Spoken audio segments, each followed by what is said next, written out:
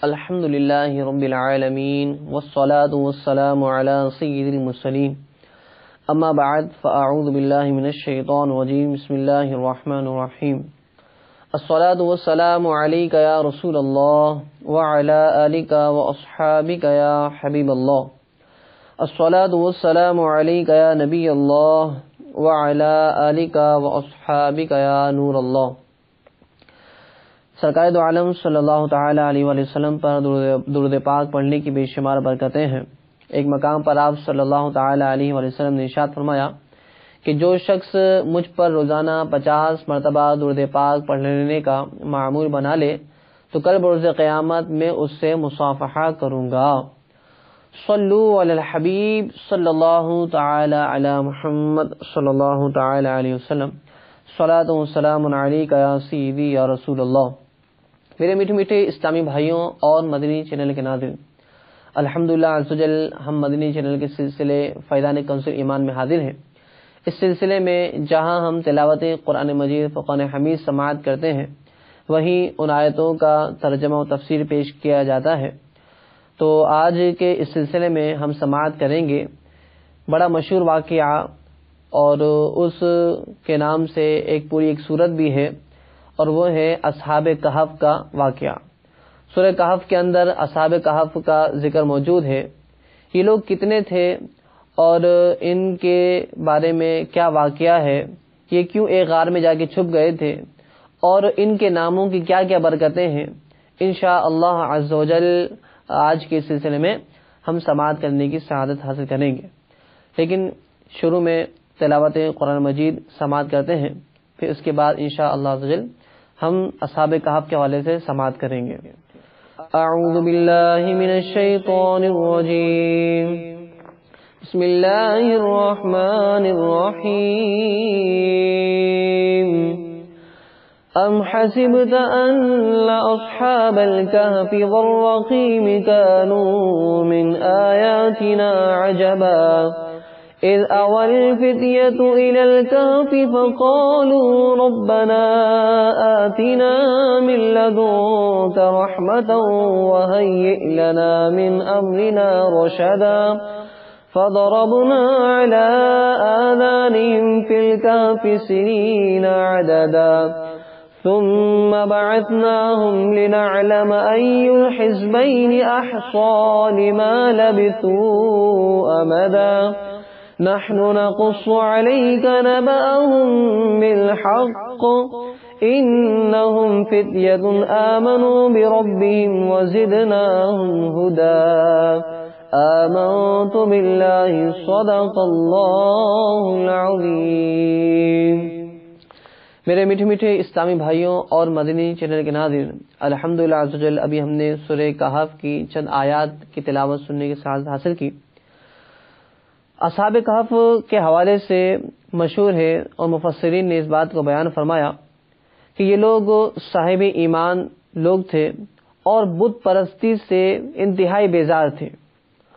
دقیانوس کے ظلم و جبر سے پریشان ہو کر، دقیانوس اس وقت کے بادشاہ کا نام تھا جو کہ لوگوں کو بت پرستی کی طرف بلاتا تھا، اور جو لوگ بت پرستی نہیں کرتے تھے تو ان پر ظلم و ستم ڈھاتا تھا۔ تو یہ لوگ چونکہ صاحب ایمان تھے، تو دقیانوس کے ظلم و جبر سے پریشان ہو کر یہ لوگ اپنا ایمان بچانے کے لیے اس کے دربار سے بھاگ نکلے، اور قریب کے پہاڑ کے ایک غار کے اندر پناہ گزین ہوئے اور وہاں جا کے سو گئے۔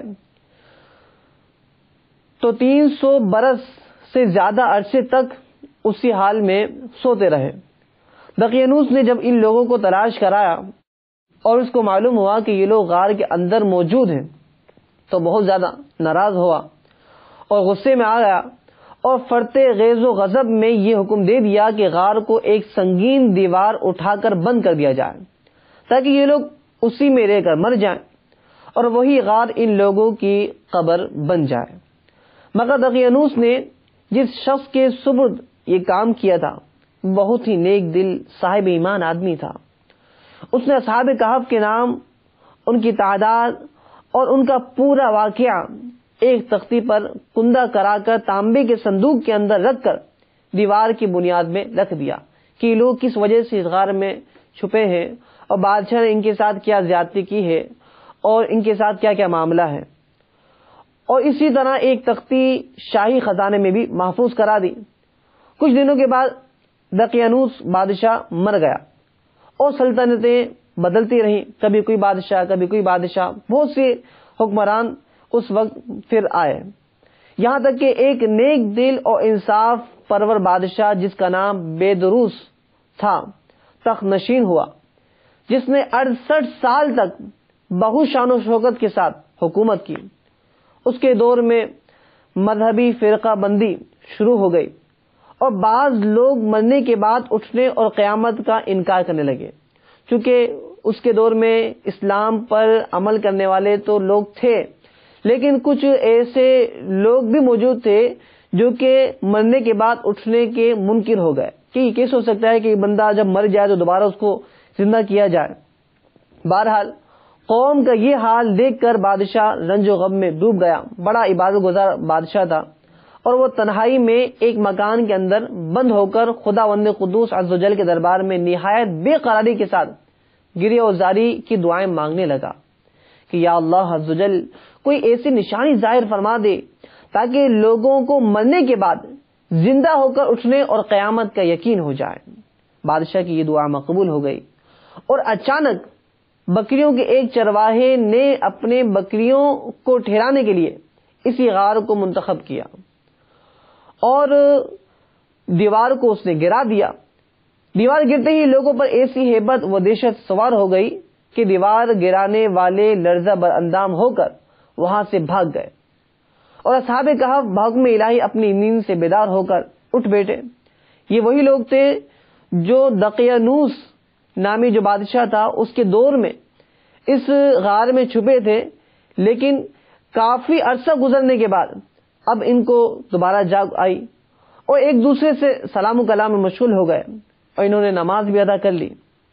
جب ان لوگوں کو بھوک لگی تو ان لوگوں نے اپنے ایک ساتھی جس کا نام یملیخا تھا اسے بازار جانے کو کہا کہ کچھ کھانے کو لے آؤ اور نہایت خاموشی سے یہ بھی معلوم کرو کہ دقیانوس ہم لوگوں کے بارے میں اور کیا ارادہ رکھتا ہے. یملیخا غار سے نکل کر بازار گئے اور یہ دیکھ کر حیران رہ گئے کہ شہر میں ہر طرف اسلام کا چرچا ہے. لوگ اعلانیہ حضرت عیسیٰ علیہ السلام کا کلمہ پڑھ رہے ہیں. چونکہ حضرت عیسیٰ علیہ السلام کا اس وقت دور تھا، آپ اس وقت کے نبی تھے، تو لوگ حضرت عیسیٰ علیہ السلام کا کلمہ پڑھنے والے ہیں. یملیخا یہ منظر دیکھ کر محو حیرت ہو گئے کہ الہی یہ ماجرا کیا ہے. اس شہر میں ایمان و اسلام کا نام لینا ہی جرم تھا، آج یہ انقلاب کہاں سے اور کیسے آ گیا. پھر یہ ایک نان بائی کی دکان پر کھانا لینے گئے اور دقیانوسی زمانے کا روپیہ دکاندار کو دیا جس کا چلن کافی عرصے سے بند ہو چکا تھا، بلکہ کوئی اس سکے کا دیکھنے والا بھی باقی نہیں رہ گیا. دکاندار کو شبہ ہوا کہ شاید اس شخص کو کوئی پرانا خزانہ ہاتھ آ گیا ہے.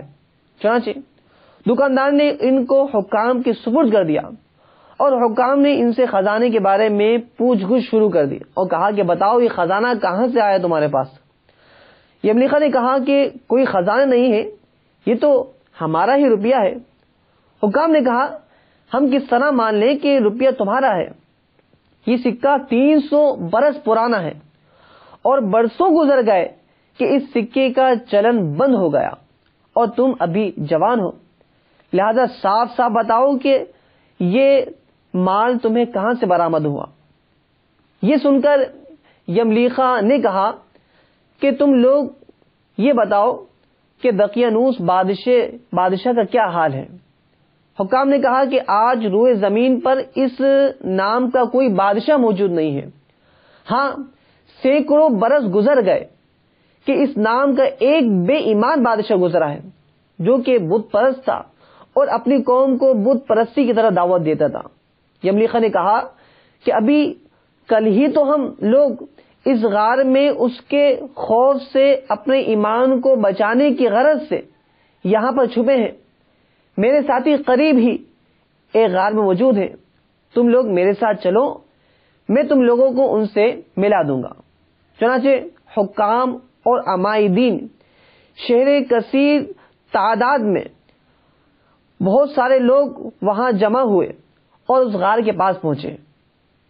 چنانچہ اصحاب کہف یملیخا کے انتظار میں وہاں موجود تھے کہ یہ کھانا لائیں گے اور ہم کھانا کھائیں گے.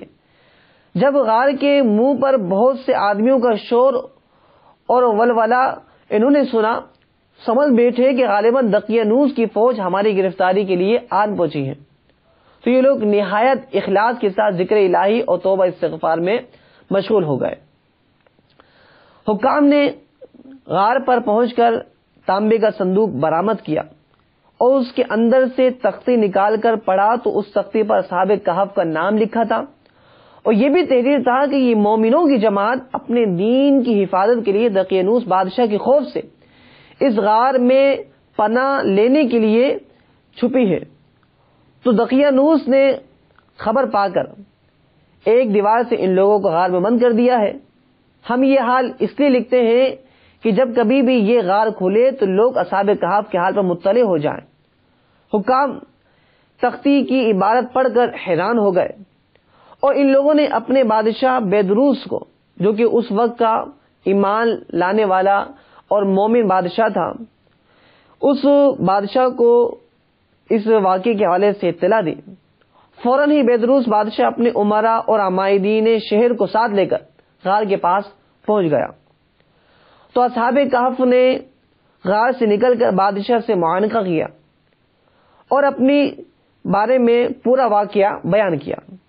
بیدروس بادشاہ سجدے میں گر کر اللہ تبارک و تعالیٰ کا شکر ادا کرنے لگا کہ میری قوم اس بات کی منکر تھی کہ مرنے کے بعد اٹھنا نہیں ہے، تو اللہ تبارک و تعالیٰ نے یقیناً میری دعا قبول فرما لی ہے، اور اللہ تعالیٰ نے ایسی نشانی ظاہر کر دی ہے جس سے موت کے بعد زندہ ہو کر اٹھنے کا ہر شخص کو یقین ہو گیا ہے.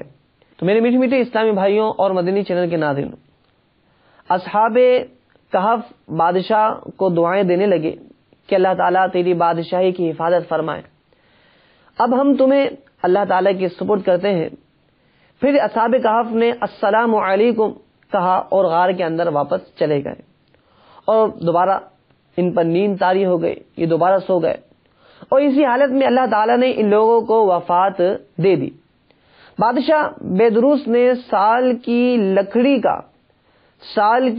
لکڑی کا صندوق بنوا کر اصحاب کہف کی مقدس لاشوں کو ان میں رکھوا دیا، اور اللہ تعالیٰ نے اصحاب کہف کا ایسا روب لوگوں کے دلوں میں پیدا کر دیا کہ کسی کی یہ مجال نہیں کہ غار کے منہ تک جا سکے.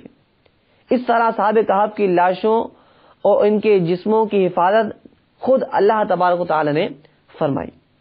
پھر بیدروس بادشاہ نے غار کے منہ پر ایک مسجد بنوا دی اور سالانہ ایک دن مقرر کر دیا کہ تمام شہر والے اس دن عید کی طرح زیارت کے لیے آیا کریں اور یہاں آ کر دعائیں کیا کریں، تو اللہ تعالیٰ ان کی دعاؤں کو یقیناً قبول فرمائے گا. اب رہی یہ بات کہ اصحاب کہف کی تعداد کتنی تھی، تو قرآن مجید فرقان حمید میں موجود ہے کہ تم فرماؤ میرا رب ان کی گنتی خوب جانتا ہے، انہیں نہیں جانتے مگر تھوڑے.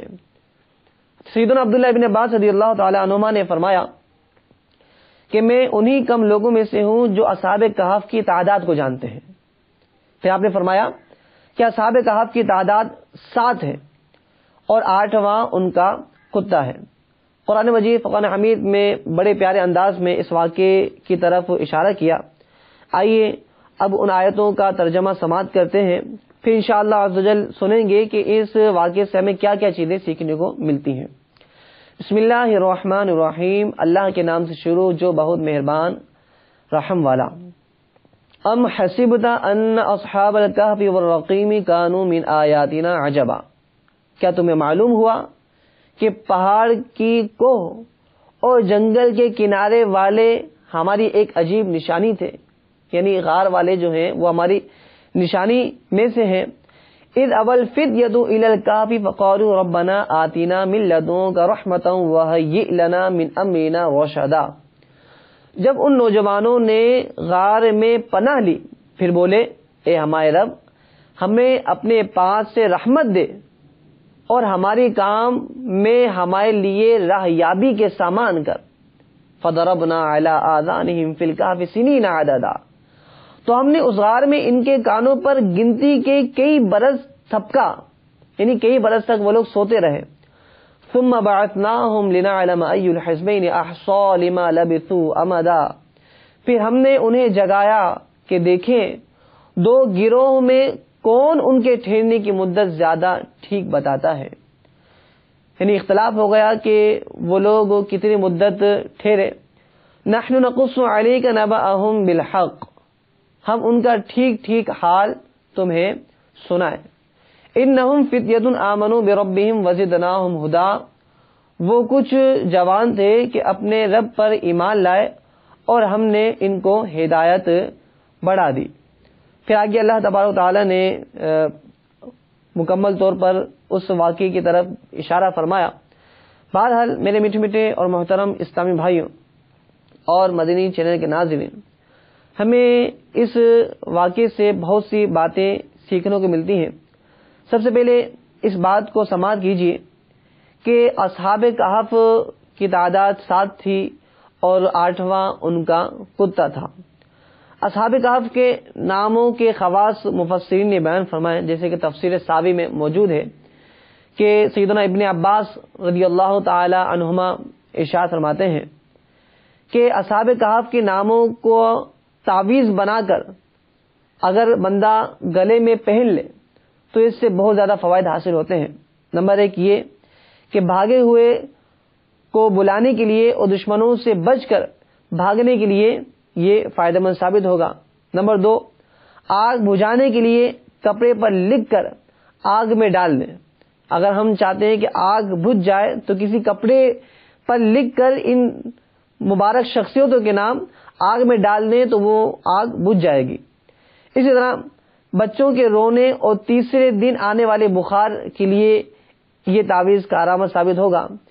اسی طرح درد سر کے لیے دائیں بازو پر باندھ لیا جائے. ان ناموں کو لکھ کر درد سر کے وقت دائیں بازو پر باندھ لیں گے تو انشاءاللہ درد سر ختم ہو جائے گا. اسی طرح ام الصبیان کے لیے گلے میں پہنا جائے تو انشاءاللہ یہ بیماری بھی دور ہو جائے گی. خشکی اور سمندر میں سفر محفوظ ہونے کے لیے بھی یہ جو ہے کارآمد ثابت ہوتا ہے کہ ایک شخص چاہتا ہے کہ میرا سفر اچھا گزرے، پریشانی نہ ہو، تو سفر اور حضر میں اپنے ساتھ اس ناموں کو رکھے تو انشاءاللہ اس کے لیے بڑی برکتوں کا سبب بنے گا. اسی طرح مال کی حفاظت کے لیے کوئی شخص چاہتا ہے کہ میری مال کی حفاظت رہے تو جہاں مال رکھا ہے وہاں ان ناموں کو لکھ کر رکھ لیا جائے تو اس کا مال محفوظ رہے گا.